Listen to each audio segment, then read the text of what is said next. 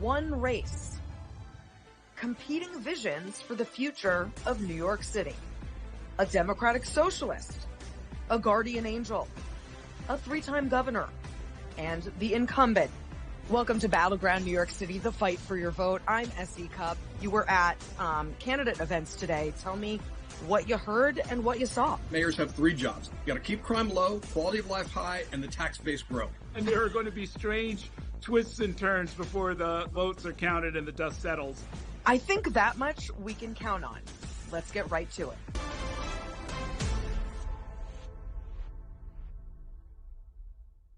Welcome to Battleground, New York City, the fight for your vote, where we have fewer than 80 days until the all-important New York City mayoral race. Why are we covering it? Because it's not just a local election. All eyes are on this race. Democrats around the country want to know what lessons they can take from this election before the midterms.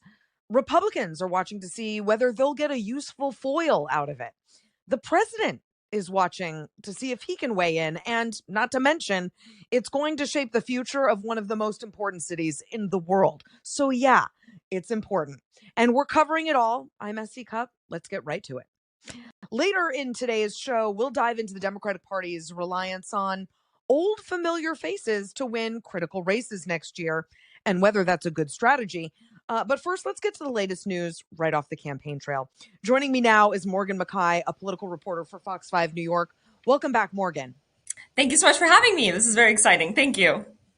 It is.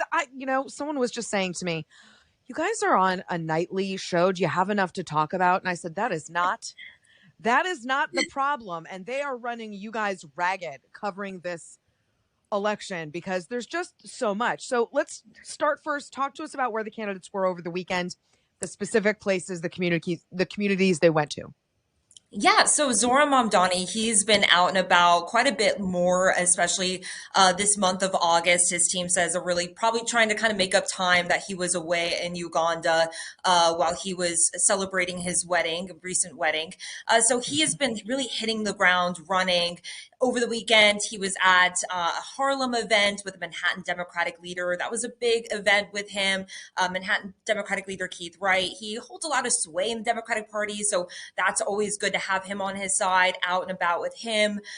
Andrew Cuomo, not really making much of a peep. He's not really the out and about sort of guy, despite him saying that he was going to do that this election.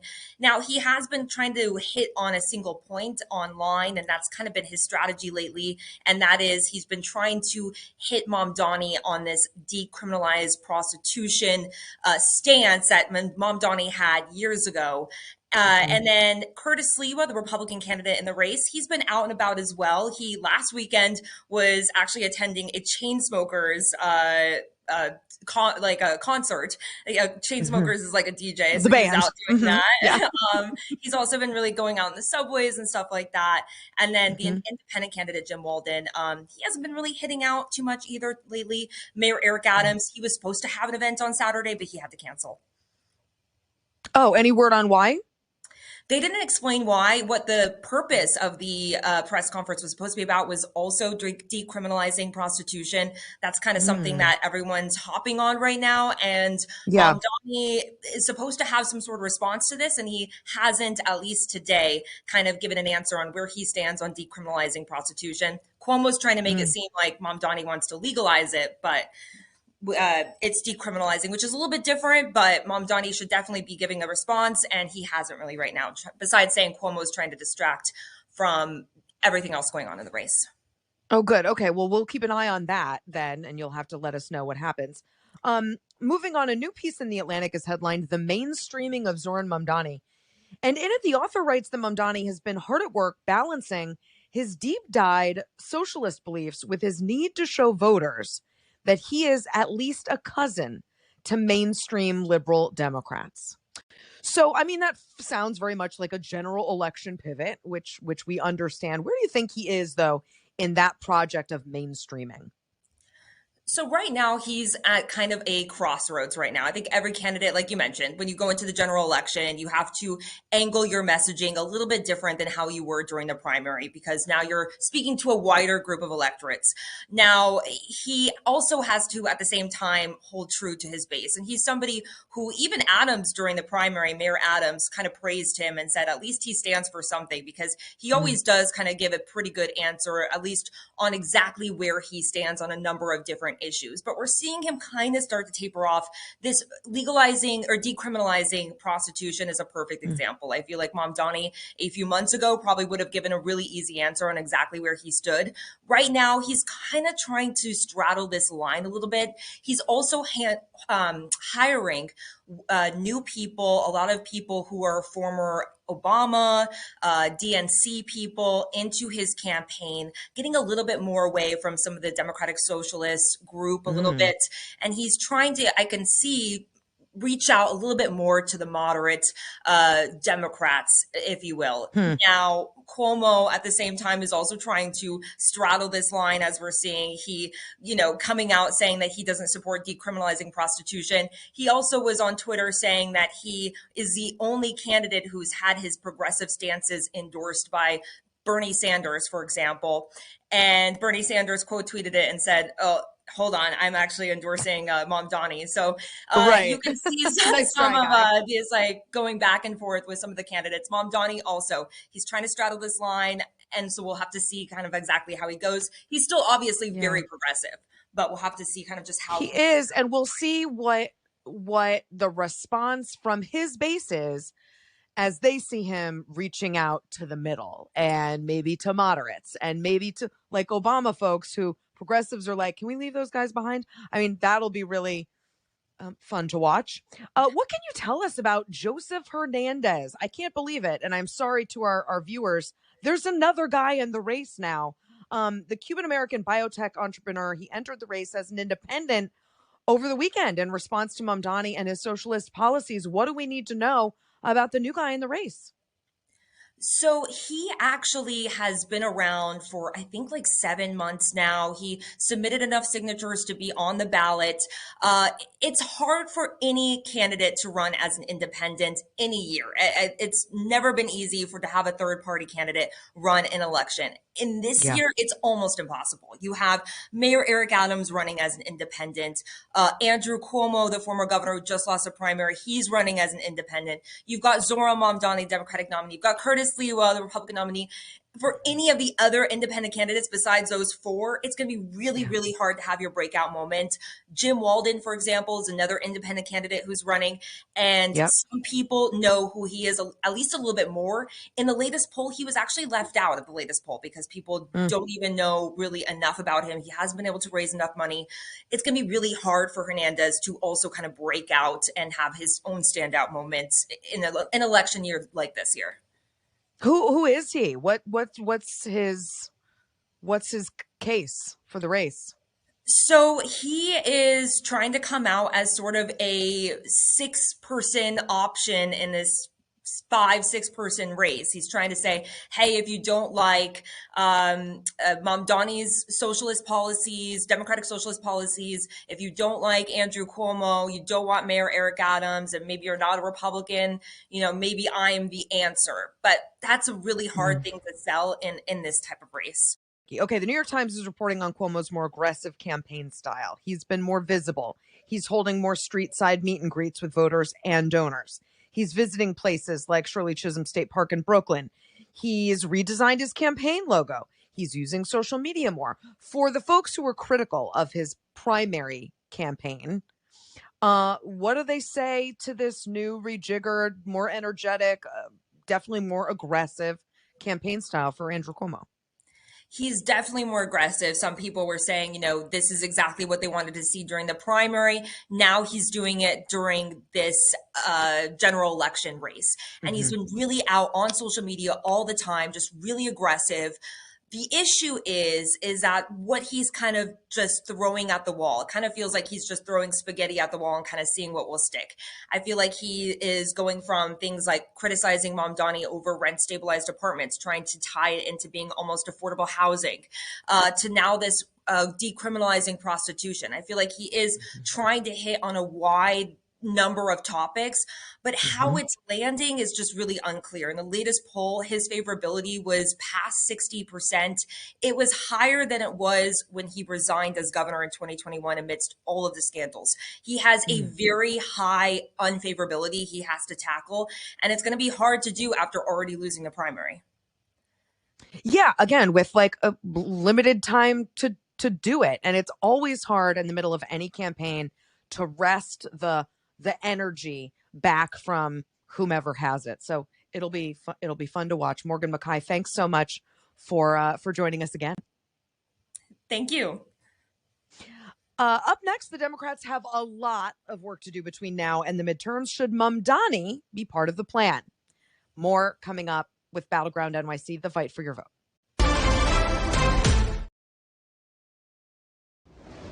Welcome back to Battleground NYC, the fight for your vote, where we're following the New York City mayoral race with a laser focus.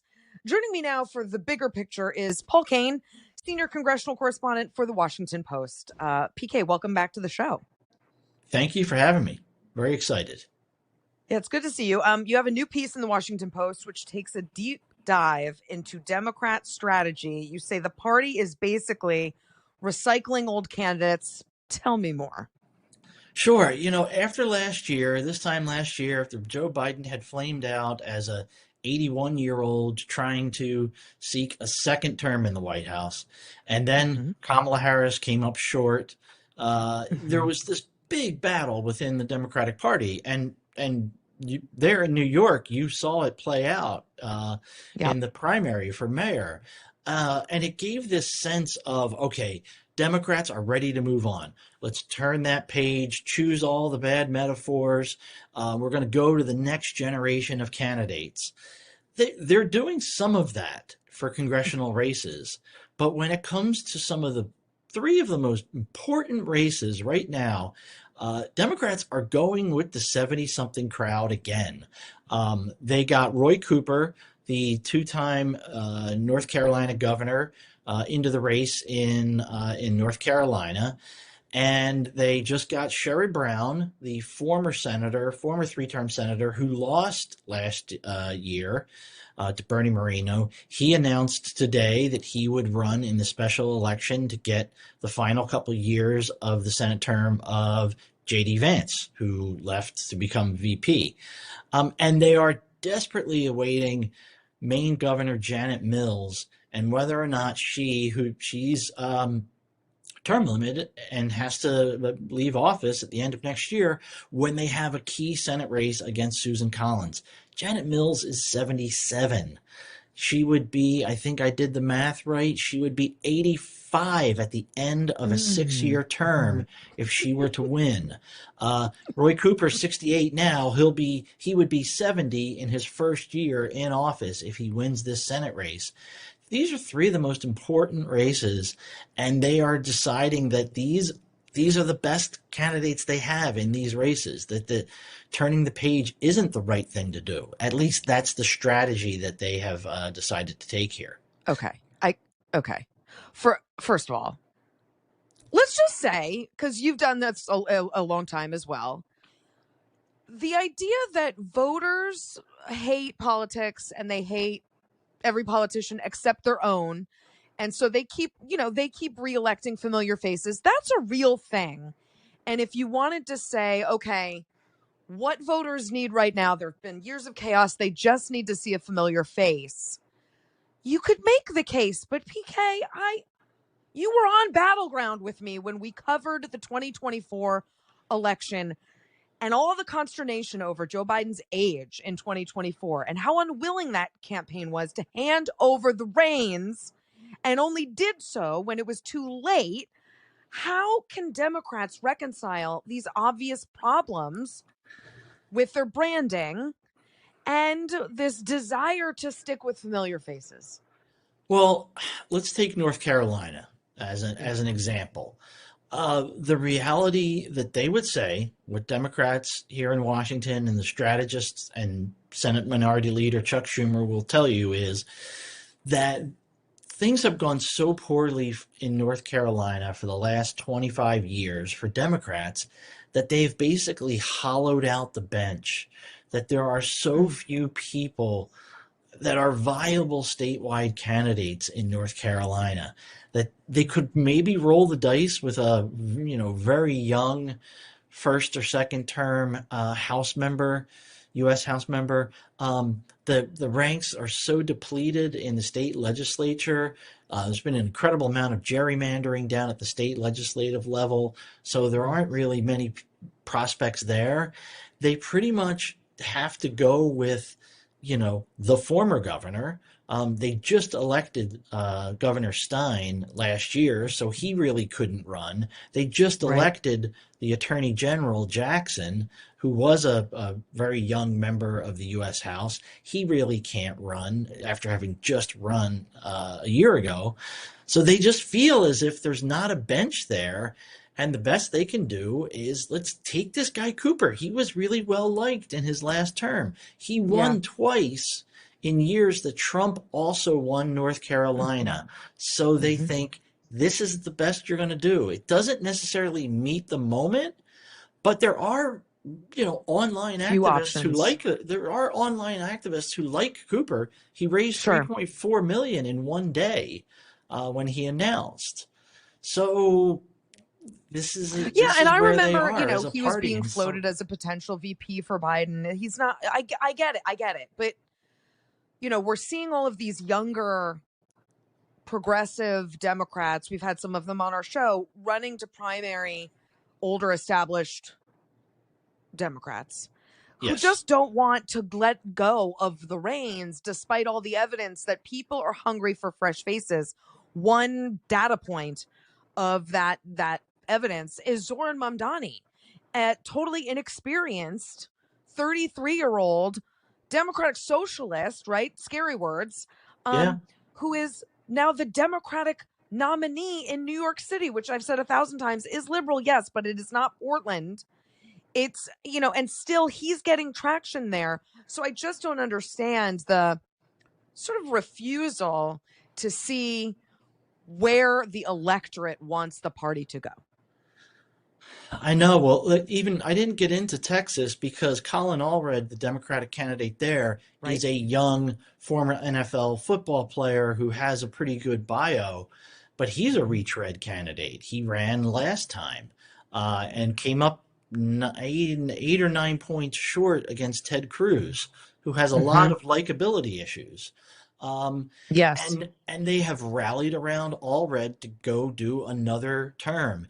There's this thing called name identification, and Democrats and Republicans, to be clear, Republicans really wanted Governor Kemp and former Governor Sununu in New Hampshire to run. These Senate races are so much about name ID, and they just like it when candidates have a lot of it. Well, and you can't blame them, but to me, this would signal build your bench.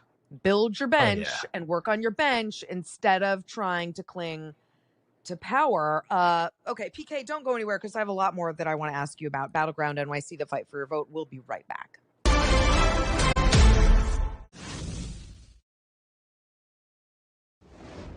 Back here on Battleground NYC, the fight for your vote. One more time with Paul Kane of Washington Post. Are you hearing Democrats in D.C., Paul, where you work, talk about Mamdani? And if so, what are they saying? Definitely. Right after the primary, they were all talking about him, some with trepidation, given where some of his views are. But a lot of them wanted to learn more because he was able to tap into something. Two things that they are very much lacking, the Democratic Party. One is just the authenticity of the online world and appeals and modern media communications and reaching voters where they are, no matter the technology that have been used. And there have been very few congressional Democrats who have really understood how to use this. And second, inflation, pocketbook issues. Mhm. Very few Affordability. Yeah. affordability. Very few Democrats want government-owned grocery stores, but they want to know how that appealed to voters and how he talked about affordability. Hmm. Um, and they can apply that in their races. I wrote about Jackie Mm. Rosen, a very moderate senator from outside Las Vegas, and how she won a year ago in a state where Trump won the top of the ticket. And part of it was her own way, which was more authentic to her, in talking about affordability and cost, Mm. that rang through. And they are trying to understand those two things that he did particularly Mm. well and learn from them. So he is testing some messages Yes. for nationwide Democrats to say, okay, how's this going to land? And would it land similarly in my community, my city, my state, my election? Yeah, Yeah. that'll be interesting to watch too. Talk about the wave of retirements that Democrats are looking at, and what's the math that they're facing as we're heading into the midterms? The retirements so far in the House of Representatives specifically, the retirements have been predominantly people who are leaving the House to jump into other races, to run for governor, to run for Senate. We've only seen a few retirements where it really is somebody who's saying, all right, I'm done, I'm packing up. Mhm. And those have been generally really older Democrats. Jan Schakowsky of Chicago is an example. She was one of Right. those older Democrats who was going to face a younger primary challenge and instead was like, okay, I'm out. Yeah. Don't worry. Yeah. There was one really interesting retirement, and that was from Don Bacon, a moderate Republican from the Omaha Anchorage district, which is a big opportunity for Democrats. In the Senate right now, you're also seeing a few really interesting moves where governor has become this new thing. Michael Bennett, you know, who would normally Colorado. be, yeah, of Colorado, who would normally be on track to be thinking about where is he going to be, a finance committee chair or something like that. First got elected in 2010. Hmm. Um, Instead, he's running for governor. Hmm. Tommy Tuberville, after less than one term in the Senate, has said, "Ah, this place stinks. I'm going to run for governor of Alabama." Yeah. Marsha Blackburn just won her second term in the Senate in Right. Tennessee. Nope, she's running for governor also. So Yeah. that's an interesting development where we see a lot of Mm. people who have decided that Washington isn't that great. Chip Roy of Texas, Right.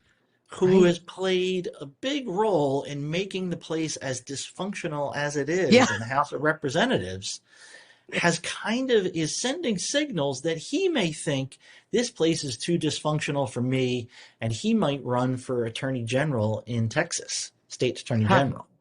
Right. Right. Yeah. State capitals are suddenly the place to be instead of All the Washington. rage. Okay. Um, we're hearing a lot on this show from the folks we talked to, just back to New York City, that Mamdani represents hope and change. It's a refrain I know you've heard before. Who are the Democrats in Congress who are capturing this kind of energy? We hear about it, Jasmine Crockett, Cory Booker, AOC. I'm not talking ideologically. I'm talking about like the energy, the hope and change. Who is that in the House? In the House, there are a collection of very much younger members. Crockett epitomizes that, um, and they're representing energy and they're getting energy, but they are from districts that are really, really, really deep blue. Right. So I don't know what they're able to channel that energy into. In the I don't Senate, think they do Cory either. I Booker think has they're done. wrestling with that now too. Like these folks are great on social media and television, but what do we turn that into? Yeah, how does that help in Michigan where they have Yeah. a splintered primary field?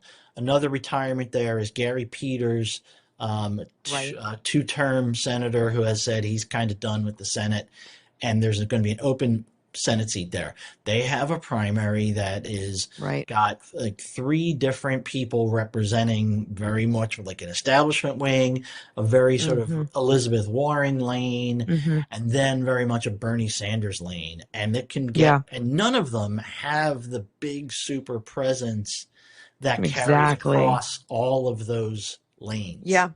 It's a conundrum for Democrats right now. They're in it. PK, you'll have to come back and tell us more from the Hill. We really appreciate you, and Absolutely. We'll see you back here tomorrow and every Monday through Friday for more in-depth conversation and context right here on Battleground NYC.